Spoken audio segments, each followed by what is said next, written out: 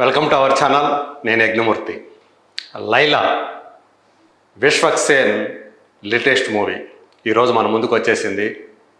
ఇటీవల కాలంలో వార్తల్లో నిలిచినటువంటి ఈ సినిమా రాంగ్ రీజన్స్ వల్ల ఎట్టకేలకు మన ముందుకు వచ్చేసింది.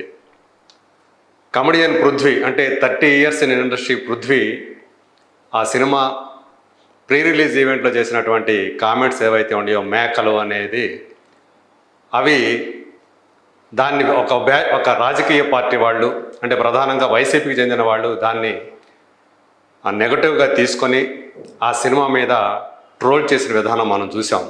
బాయ్కాట్ లైలా అనేటువంటి ఒక హ్యాష్ ట్యాగ్ను కూడా వాళ్ళు ట్రెండింగ్లో తీసుకొచ్చారు. సో అవన్నీ పక్కన పెట్టేస్తే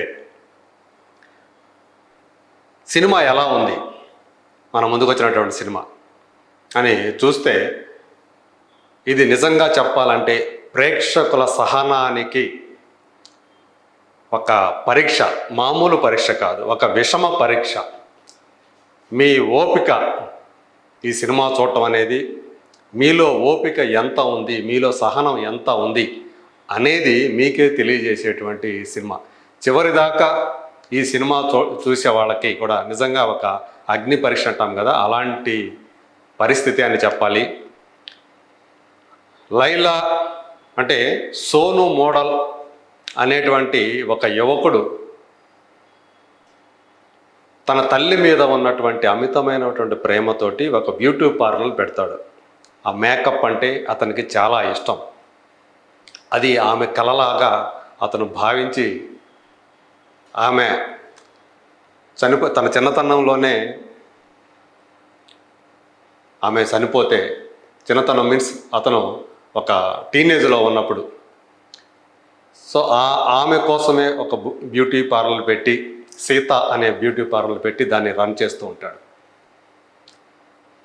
అలాంటి వాడు ఒక అమ్మాయి ప్రేమలో ఎలా పడ్డాడు, అలాగే ఒక అనుకోని సమస్యలో చిక్కుకొని ఒక రౌడీకి, ఒక గూండాకి, అలాగే ఒక పోలీస్ ఇన్స్పెక్టర్కి టార్గెట్ అయినప్పుడు అతను ఏం చేశాడు, లైలాగా ఎందుకు మారాడు, చివరికి ఏమైంది, సో తన సమస్య నుంచి అతను బయటపడ్డా లేదా, ఇది మామూలుగా లైన్. సో సహజంగానే సమస్య నుంచి బయటపడతాడని మనం అందరం కూడా ఊహించేస్తాం, అది అందరూ కూడా ఊహించేదే. కానీ వాసుదేవమూర్తి అనే అతను రచించి డైలాగ్స్ కూడా రాసినటువంటి ఈ సినిమాలో ఆ సన్నివేశాల చిత్రీకరణ కానివ్వండి, అలాగే హీరోయిన్ల మధ్య పరిచయము, వాళ్ళ పరిచయం ప్రేమగా మారే సన్నివేశాలు కానివ్వండి, అలాగే లైలా మీద మనసు పడ్డటువంటి ఆ రౌడీ కానివ్వండి, అలాగే ఇన్స్పెక్టర్ కానివ్వండి, వీళ్ళ మధ్య వచ్చే సన్నివేశాలు ఎంత జుగుప్సాకరంగా ఉండాలో అంత జుగుప్సాకరంగా ఉంటాయని చెప్పచ్చు. ఇవన్నీ కూడా అంటే సన్నివేశాల్ని ఎలా కల్పించాలి, తమ అనుకున్న కథని చూస్తే ఇది కథలో కొత్తదనం ఏమీ లేదు, కానీ ఎంతో కొంత డెప్త్ ఉన్నటువంటి పాయింటే. సో ఆ అమ్మకు సంబంధించినటువంటి ఒక సెంటిమెంట్ కూడా ఉన్నటువంటి ఆ కథానాయకుడిని లైలాగా మారే క్రమం కానీ, ఆ లైలా తర్వాత అంటే ఫస్ట్ హాఫ్ చూస్తేనే మనకి ఆ రైటింగ్ కానీ, ఆ డైలాగ్స్ కానీ, ఆ సన్నివేశాలు చూసినప్పుడే సెకండ్ హాఫ్ మీద కూడా అంటే పూర్తిగా ఇంట్రెస్ట్ అనేది చచ్చిపోతుంది ఫస్ట్ హాఫ్ చూసినప్పుడే. సో ఓపికతోటి కూర్చొని సెకండ్ హాఫ్ కూడా చూసినప్పుడు ఇక ఆ లైలా గెటప్లో విశ్వక్సేన్కి సంబంధించిన వచ్చేటువంటి సన్నివేశాలు కానివ్వండి, వాళ్ళ మధ్య వచ్చేటువంటి విలన్స్కి అతనికి మధ్య వచ్చేటువంటి అడల్ట్ కామెడీ, డార్క్ కామెడీ ఇలాంటి ఆ సన్నివేశాలు కానివ్వండి, సో కొంచెం కాదు చాలా ఇబ్బందికరంగా అనిపిస్తాయి. రైటింగ్ సైడు కంప్లీట్గా ఫెయిల్ అయినటువంటి సినిమా, డైరెక్షన్ పరంగా కంప్లీట్గా ఫెయిల్ అయినటువంటి సినిమా ఈ మధ్యకాలంలో. అంటే ఒక స్థాయి కథానాయకులు నటించినటువంటి సినిమాలో చూస్తుంటే ఈ మధ్యకాలంలో మరీ ఇంతగా మన సహనానికి పరీక్ష పెట్టే సినిమా, ఒక రకంగా చెప్పాలంటే టార్చర్ అనిపించేటువంటి సినిమా ఈ మధ్యకాలం మనం చూసింది లైలా అనే చెప్పాలి. ఆ లైలా క్యారెక్టర్లో విశ్వక్సేన్ అయితే నటన పరంగా అతను మామూలుగా కనిపించే సోను మోడల్గా కంటే కూడా లైలా క్యారెక్టర్లోనే అతను మరింత బాగా రాణించాడని చెప్పాలి. అక్కడక్కడ అతనికి తాలూకు మెరుపులు కనిపిస్తాయి. ఇక అభిమన్యు సింగ్ ఆ రౌడీ క్యారెక్టర్లో అతను ఒదిగిపోయాడు. ఆ లైలాను అమితంగా ప్రేమించేటువంటి క్యారెక్టర్లో ఒక రకంగా చెప్పాలంటే చాలా కాలం తర్వాత అభిమన్యు సింగ్కి ఒక పూర్తి స్థాయి మంచి డెప్త్ ఉన్నటువంటి క్యారెక్టర్ లభించింది.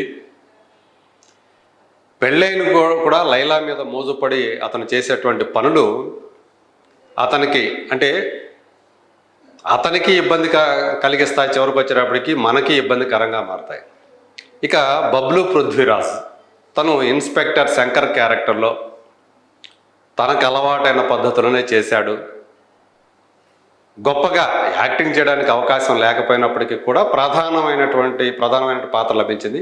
ఇక హీరోయిన్ ఆకాంక్ష శర్మ, ఆమె క్యారెక్టరైజేషన్ గురించి ఎంత తక్కువ చెప్పుకుంటే అంత మంచిది. హీరోతోటి ఆమెకు వచ్చే సన్నివేశాల్లో ఫస్ట్ హాఫ్ సన్నివేశాలు అయితే మరీ చాలా జుగుప్సాకరంగా ఉంటాయనే చెప్పాలి.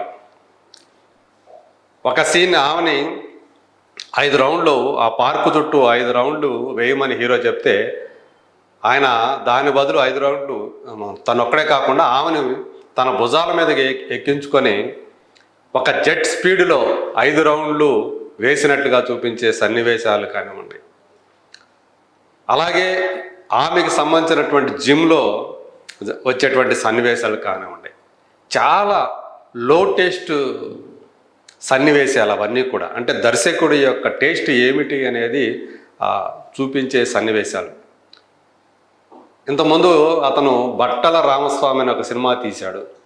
సో అది పర్వాలేదు, అది బాగానే అతను క్రిటికల్గా కాస్త పర్వాలేదనే పేరు వచ్చింది. కానీ ఈ సినిమా ఇలా ఒక కమర్షియల్ ఫార్మాట్లో తను ఒక సినిమా చేస్తూ ఈ రకమైనటువంటి సన్నివేశాలని అతను తీసిన విధానమే అతని భవిష్యత్తు మీద ప్రశ్నలు రేకెత్తిస్తుందని చెప్పాలి. ఏ డైరెక్టర్ అయినా సరే ప్రేక్షకుల అభిరుచిని మాత్రం తక్కువ అంచనా వేయకూడదు. వాళ్ళు మనకంటే ఎక్కువగా వాళ్ళ అభిరుచులు మారుతున్నాయి, మనకంటే ఇంకా ఎక్కువ తెలివిగా ఉంటున్నారు, ఆలోచిస్తున్నారు. సో అందుగురించి వాళ్ళని ఎప్పుడూ కూడా తక్కువ అంచనా వేసి ఒక తక్కువ అభిరుచితో లో టేస్ట్ తోటి సినిమాలు తీస్తే, సన్నివేశాలు కల్పిస్తే దానికి తగ్గ రిజల్ట్ ఖచ్చితంగా వస్తుంది. లైలాకు సంబంధించి అదే జరగబోతూ ఉంది. సో ఇది నాకు తెలిసి ఒక రోజన్నా సరిగా ఆడుతుందా లేదా, 4 రోజులు 4 ఆటలన్నా సరే జనం సరిగా వస్తారా లేదా అనే డౌట్ అయితే నాకు ఉంది. అలాగే లియోన్ జేమ్స్ అనే అతను ఈ సినిమాకి మ్యూజిక్ పాటల్లో ఏది కూడా పెద్దగా వినసొంపుగా లేవు, వాటి చిత్రీకరణ కూడా అలాగే ఉంది. బ్యాక్గ్రౌండ్ స్కోర్ అక్కడక్కడ మాత్రం బ్యాక్గ్రౌండ్ స్కోర్ పర్వాలేదు అనిపిస్తూ ఉంది. సినిమాటోగ్రఫీ కూడా ఓకే, రిచర్డ్ ప్రసాద్ అని. అయితే నాకు ఈ సినిమాలో కాస్త బెటర్గా అనిపించింది ఏంటంటే టెక్నికల్గా ఆర్ట్ డైరెక్షన్. సో ఆ బ్యూటీ పార్లర్లకు సంబంధించి బ్రహ్మ కడలి ఆర్ట్ డైరెక్టర్ అతను చేసినటువంటి వర్క్ ఒకటి మాత్రమే ఈ సినిమాలో నాకు ద బెస్ట్ అనిపించింది. ఉన్న వాటిలో కల్లా ద బెస్ట్ ఏంటంటే బెస్ట్ వర్క్ ఏదంటే ఆర్ట్ వర్క్ ఈ సినిమాలో.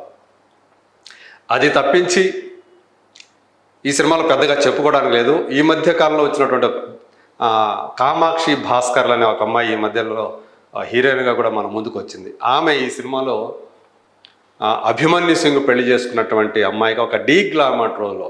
సో ఆ అమ్మాయి పాత్రను పరిచయం చేసే విధానం ఆ అమ్మాయికి అది కూడా ఒక లో టేస్ట్కి సంబంధించిన వ్యవహారమే, కానీ ఆ అమ్మాయి ఆ పాత్రలో చక్కగా రాణించిందని చెప్పాలి. అలాగే వినీత్ కుమార్, బాలీవుడ్ యాక్టర్ వినీత్ కుమార్ ఈ సినిమాలో చిరంజీవి వీరాభిమానిగా మనకి కనిపిస్తాడు. అభిమన్యు సింగ్కి రుస్తుమ్ అనే పేరు పెడతాడు తను. అంటే అన్ని చిరంజీవికి సంబంధించినటువంటి సినిమా టైటిల్స్ అన్నమాట. అలాగే ఆయన భార్య పేరు శుభలేఖ. సో ఇలాంటి క్యారెక్టర్లో సో ఆయన తన వంతు పరిధుల్లో తను చక్కగా చేశాడు. సురభి ప్రభావతి గారు ఆ శుభలేఖ అనే క్యారెక్టర్లో ఆమె చక్కగా నటించారు. సో యాక్టర్లు అందరూ పర్వాలేదు, కానీ ఆ క్యారెక్టర్ని తీర్చిదిద్దిన విధానమే, అది కూడా ప్రధానమైనటువంటి హీరో హీరోయిన్ల పాత్రని, విలన్ల పాత్రని తీర్చిదిద్దిన విధానం ఏదైతే ఉందో, వాళ్ళ మధ్య కల్పించినటువంటి సన్నివేశాలు ఏవైతే ఉన్నాయో, అలాగే వాళ్ళ చేత చెప్పించినటువంటి డైలాగ్స్ ఏవైతే ఉన్నాయో, అది చాలా నాసిరకం టేస్ట్ని తెలియజేస్తున్నాయని చెప్పొచ్చు. సో ఇది నేనైతే ఈ సినిమా చూడమని చెప్పేసి నేను సజెస్ట్ అయితే చేయను, ఆ సలహా అయితే నేను ఇవ్వను. సో ఎవరికి వాళ్ళు ఈ సినిమా చూడాలా వద్దని తెలుసుకొని వెళ్ళటమే. టిక్కెట్కి మనం పెట్టే డబ్బులకు మాత్రం ఈ సినిమా న్యాయం చేస్తుందని మాత్రం నేనైతే అనుకోవట్లేదు. చాలా నా వరకైతే ఇది ఈ సినిమా చూడటాన్ని ఒక హింసలాగా, ఒక జుగుప్సాకరంగా అనిపించింది చాలా సన్నివేశాలు. సో ఈ సినిమాకి నేను ఇచ్చే రేటింగ్ అవుట్ ఆఫ్ 5 ఓన్లీ 1. దాన్ని బట్టే మీరు ఈ సినిమాకి వెళ్ళాలా వద్దా అనేది డిసైడ్ చేసుకోండి.